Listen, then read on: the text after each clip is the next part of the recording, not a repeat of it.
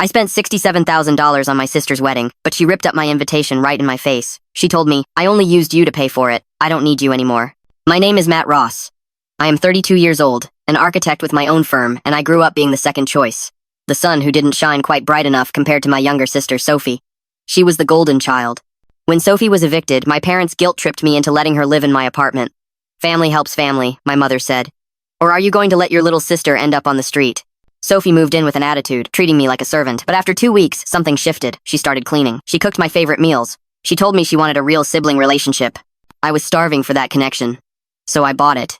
When she got engaged to a guy named Damien after only 4 months, she came to me with a sob story. They were broke. They needed $70,000 for the wedding. She hugged me and said, "You are the best brother I could ask for."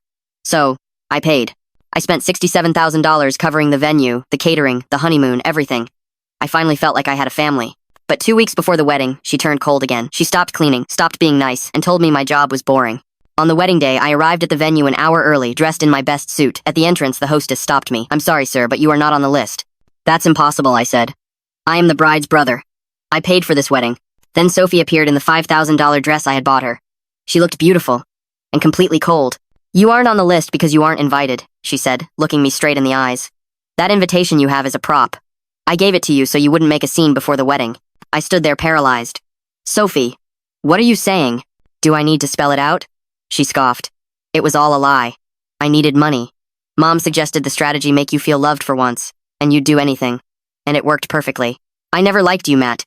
You are pathetic and desperate. I only used you so you would pay for my wedding."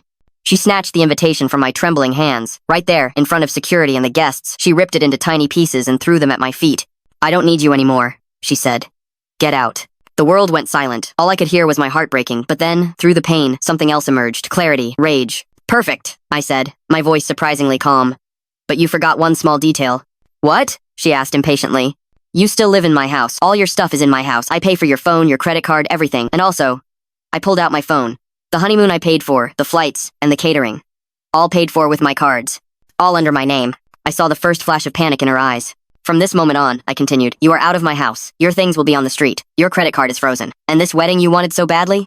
I dialed the number for the catering service. They answered on the second ring. "Yes, hi, this is Matt Ross.